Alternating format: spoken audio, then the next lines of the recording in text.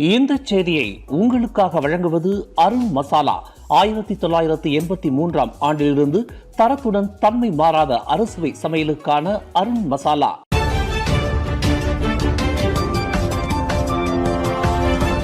வணக்கம். திசைகளின் ஒரு மணி செய்திகள். 2025 வரவேற்கும் மலேசியாவின் புதிய திட்டங்கள். 2024 ஆண்டிற்கு விடை கொடுக்க இன்னும் 11 மணி நேரமே எஞ்சியிருக்கும் வேளையில் நாளை பிறக்கவிருக்கும் 2025 ஆண்டு புத்தாண்டில் மலேசியாவில் அமல்படுத்தவிருக்கும் புதிய திட்டங்களை உள்ளடக்கிய பட்டியல் தயாராகிவிட்டது. நாளை ஜனவரி 1 தேதியிலிருந்து தென்கிழக்காசியா கூட்டமைப்பான ஆசியானுக்கு மலேசியா அதிகாரப்பூர்வமாக தலைமையேற்கவிருக்கிறது. சமூக ஊடகங்களை தளமாக கொண்டு செயல்பட்டு வரும் நிறுவனங்கள் நாளை 1 தேதியிலிருந்து தங்களின் சேவைகளுக்கான லைசன்ஸை மலேசிய தொடர்பு பல்லூடக ஆணையமான MCMCயில் கொண்டிருக்க வேண்டும் என்ற புதிய சட்டம் அமல்படுத்தப்படவிருக்கிறது. சமூக ஊடகங்களின் பயனர்கள், குறிப்பாக சிறார்கள் மற்றும் பாதிப்பை ஏற்படுத்த வல்ல தரப்பினரை பாதுகாப்பதுடன் இணைய செய்தி மற்றும் சமூக ஊடகங்களின் கட்டுப்பாடுகளை வலுப்படுத்தும் நோக்கில் புதிய சட்டம் நடைமுறைப்படுத்தப்படவிருக்கிறது. பொது சுகாதாரத்திற்கான புகைப்பிடித்தல் பொருட்களுக்கான 2024 ஆண்டு சட்ட திருத்தம் அமல்படுத்தப்படவிருக்கிறது. இதன் வழி பொது இடங்கள், மருத்துவமனைகள், சலவை மையங்கள், பணியிடங்கள் உட்பட 28 வகையான இடங்களில் புகைப்பிடிக்க தடை விதிக்கப்படுகிறது. பணியிட பேரிடர்களில் பாதிக்கக்கூடிய அங்காடி வியாபாரிகள் மற்றும் லைசன்ஸ் பெற்ற சிறு வணிகர்களுக்கு உதவும் நோக்கில் அவர்கள் சமூக பாதுகாப்பு நிறுவனமான சொக்சோவில் சந்தா பதிவு கொண்டிருப்பது கட்டாயமாக்கப்பட்டுள்ளது. பல்கலைக்கழகங்களில் பயிலும் மாணவர்கள் உள்ளூர் வழித்தடங்களுக்கான விமான சேவைகளுக்கு அரசு வழங்கி வரும் ஃப்ளை சிஸ்வா திட்டத்தில் வழங்கப்பட்டு வந்த உதவித்தொகை 300 ரிங்கிட்டிலிருந்து 400 ரிங்கிட்டாக உயர்த்தப்பட்டுள்ளது. நாட்டின் டிஜிட்டல் இலக்கவியல் பொருளாதார திட்டங்களை ஊக்குவிக்கும் வகையில் கில்லான் பள்ளத்தாக்கு, வடக்கு மற்றும் தெற்கு பகுதிகளுக்கான மலேயன் ரயில்வே பெர்ஹாட்டின் டிக்கெட்டை வாங்குவதற்கு ரொக்கமில்லா கட்டண முறையை அறிமுகப்படுத்தவிருக்கிறது. சிறார் பராமரிப்பு மையங்கள் அனைத்தும் தங்களுக்கு வழங்கப்பட்ட உரிமத்தை காட்சிக்கு வைக்க வேண்டும். ஜொஹூர் மாநிலத்தில் நீண்ட காலமாகவே அனுசரிக்கப்பட்டு வந்த வார இறுதி நாட்கள் விடுமுறையான வெள்ளி, சனிக்கிழமை இனி சனிக்கிழமை, ஞாயிற்றுக்கிழமை என நடைமுறைப்படுத்தப்படவிருக்கிறது. சபா மாநிலத்தின் 11வது புதிய ஆளுநராக துன் மூசா அமான் நாளை முதல் அதிகாரப்பூர்வமாக பதவியில் அமர்கிறார். ஆகியவையே நாளை புதன்கிழமை 2025 ஆண்டு புத்தாண்டில் அமலுக்கு வரும் திட்டங்களாகும். தனது எஞ்சிய சிறை தண்டனை காலத்தை வீட்டுக்காவலில் கழிப்பதற்கு முன்னாள் பிரதமர் டத்தோஸ்ரீ நஜீப் துன் ரசாக் மாமன்னர் தலைமையிலான மன்னிப்பு வாரியத்திடம் புதிய விண்ணப்பத்தை சமர்ப்பிக்கலாம் என்று சட்டத்துறை அலுவலகம் வெளியிட்ட அறிக்கையை முன்னாள் ஏஜி தான் ஸ்ரீ அபு தாலிப் ஓத்மான் இன்று தற்காத்து பேசினார்.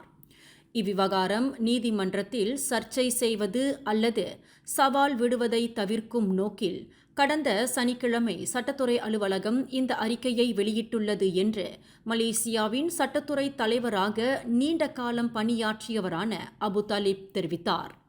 கோலாலம்பூர், புத்ராஜயா மற்றும் லாபுவான் ஆகிய பகுதிகளில் நிகழக்கூடிய குற்றவியல் வழக்குகளில் தண்டனை விதிப்பதற்கு ஆளாகின்றவர்கள் அரச மன்னிப்பு கேட்டு மன்னிப்பு வாரியத்திடம் சமர்ப்பிக்கின்ற அனைத்து விண்ணப்பங்கள் குறித்து மன்னிப்பு வாரியத்திற்கு தலைமையேற்றவர் என்ற முறையில் மாமன்னர் முடிவு செய்யக்கூடிய உச்ச அதிகாரத்தை கொண்டுள்ளார் என்பதை அபு தாலிப் தெளிவுபடுத்தினார்.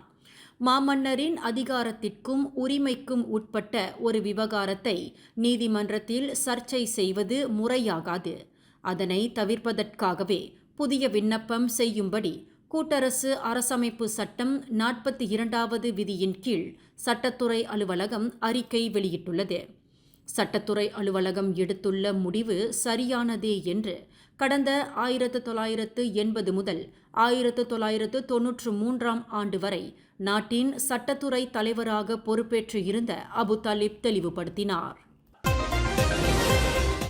கோலலம்பூர் மாநகரில் சில காலி இடங்களை பிடித்துக்கொண்டு வாகனங்களை நிறுத்துவதற்கு ஒவ்வொரு வாகனத்திற்கும் 5 ரிங்கிட் முதல் 10 ரிங்கிட் வரை கட்டணத்தை வசூல் செய்து வந்த சட்டவிரோத குடியேறிகளை உள்ளடக்கிய கும்பல் முறியடிக்கப்பட்டது. 24 மணி நேரமும் சூழல் முறையில் காலி இடங்களில் தங்கள் ஆதிக்கத்தை செலுத்தி வந்த அந்த சட்டவிரோத குடியேறிகளுக்கு எதிராக கோலலம்பூர் மாநகர் மன்றத்தின் ஒத்துழைப்புடன் மலேசிய குடிநுழைவுத்துறை மேற்கொண்ட ஒப்குதேப் கேல் ஸ்ட்ரைக் ஃபார்ஸ் எனும் அதிரடி சோதனை நடவடிக்கையில் 17 அந்நிய நாட்டவர்கள் கைது செய்யப்பட்டனர். கோலலம்பூர் மாநகரில் புக்கிட் பிந்தாங் மற்றும் ஜாலான் பெராங்கான் ஆகிய இரு பகுதிகளில் பிற்பகல் 1 மணிக்கு தொடங்கிய சோதனையில் 20க்கும் 30க்கும் இடைப்பட்ட வயதுடைய சட்டவிரோத குடியேறிகள் பிடிபட்டதாக கோலலம்பூர் குடிநுழைவுத்துறை இயக்குனர் வான் முகமது சௌஃபி யூசுப் தெரிவித்தார். பிடிப்பட்ட 17 பேரில் 15 பேர் மியான்மரை சேர்ந்தவர்கள் ஆவர். எஞ்சிய 2 வங்காளதேச பிரஜைகள் ஆவர் என்று அவர் குறிப்பிட்டார். அமெரிக்க அதிபர்களுள் நீண்ட காலம் உயிர் வாழ்ந்தவர் என கருதப்பட்ட அந்நாட்டின் முன்னாள் அதிபர் ஜிம்மி கார்ட்டர் மறைவுக்கு பிரதமர் டத்தோஸ்ரீ அன்வார் இப்ராஹிம் தமது ஆழ்ந்த இரங்கலை தெரிவித்துக் கொண்டார். ஜிம்மி கார்ட்டர் கடந்த டிசம்பர் 29ஆம் தேதி தனது 100வது வயதில் காலமானார். கடந்த 1977ஆம் ஆண்டு முதல் 1981ஆம் ஆண்டு வரை அதிபராக இருந்த ஜிம்மி கார்ட்டர் 2002ஆம் ஆண்டில் அமைதிக்கான நோபல் பரிசை வென்றார். அமெரிக்காவிற்கும் மனித உரிமைக்கும் மாறுபட்ட அணுகுமுறையை வெளிப்படுத்தியவர் ஜிம்மி கார்ட்டர் என்று டத்தோஸ்ரீ அன்வார் புகழாஞ்சலி சூட்டினார். அவரின் மறைவுக்கு தாமும் தமது சகாக்களும் ஆழ்ந்த அனுதாபத்தை தெரிவித்துக் கொள்வதாக பிரதமர் தமது இரங்கல் செய்தியில் தெரிவித்துள்ளார். சபா மாநிலத்தின் 11வது ஆளுநராக நியமனம் செய்யப்பட்ட துன்முசா அமானை சித்தரிக்கும் வகையில் கேலி சித்திரம் ஒன்றை வெளியிட்டதற்காக சமூகவாதியும் கேலி சித்திர ஓவியருமான ஃபாமி ரேசா தேச நிந்தனை சட்டத்தின் கீழ் கைது செய்யப்பட்டுள்ளார். ஃபாமி ரேசா கைது செய்யப்பட்டதை சபா போலீஸ் ஆணையர் டத்தோ ஜவுதே டிகுன் நேற்றிரவு உறுதி செய்துள்ளார். ஃபாமி ரேசாவிற்கு எதிராக சபா மாநிலத்தில் பல்வேறு புகார்கள் அளிக்கப்பட்டதை தொடர்ந்து அவரை போலீசார் தேடி வந்ததாக டத்தோ ஜவுதே டிகுன் குறிப்பிட்டார். துன்முசா அமான் சபா ஆளுநராக நியமிக்கப்பட்டதை தொடர்ந்து லஞ்ச ஊழலை எதிர்த்து போராடுவதில் சபா மாநில மக்கள் ஒருமித்த ஆதரவு நல்க வேண்டும் என்ற அந்த கேலி சித்திரத்தை ஃபாமி ரேசா வெளியிட்டதாக கூறப்படுகிறது.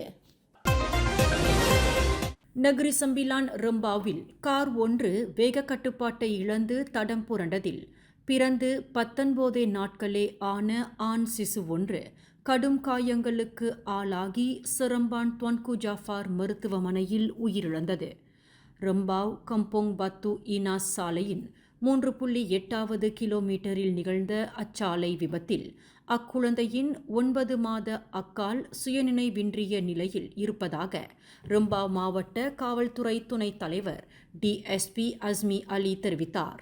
தமது தாயார் ஓட்டி சென்ற காரின் முன் இருக்கையில் இருந்த முகமது ஆரியான் காலிஷ் முகமது அட்ஸ்ரில் எனும் ஆண் சிசு மூளையில் ஏற்பட்ட இரத்த கசிவால் 7 மணி நேரங்களுக்கும் மேல் உயிருக்கு போராடிய நிலையில் சிகிச்சை பலனின்றி இறந்ததாக அவர் கூறினார்.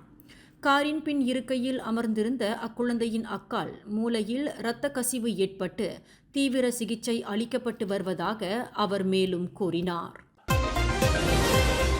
மாற்றுத்திறனாளி ஒருவர் கிளாந்தான் பொங்காலான் செப்பா போலீஸ் தடுப்பு காவலில் மரணம் அடைந்ததை போலீஸ் துறை இன்று உறுதிப்படுத்தியுள்ளது. அந்த மாற்றுத்திறனாளி நேற்று காலை 7:40 மணியளவில் தடுப்பு காவலில் இறந்து கிடந்ததாக கிளாந்தான் மாநில போலீஸ் தலைவர் முகமது யூசுப் மாமாட் தெரிவித்தார். 1952ஆம் ஆண்டு அபாயகர போதைப்பொருள் சட்டத்தின் கீழ் விசாரணைக்காக கடந்த டிசம்பர் 26ஆம் தேதி அந்த நபர் கைது செய்யப்பட்டதாக அவர் குறிப்பிட்டார். இந்த செய்தியை உங்களுக்காக வழங்கியது அருண் மசாலா. 1983ஆம் ஆண்டிலிருந்து தரத்துடன் தன்மை மாறாத அறுசுவை சமையலுக்கு அருண் மசாலா. மேலும் செய்திகளை தெரிந்து கொள்ள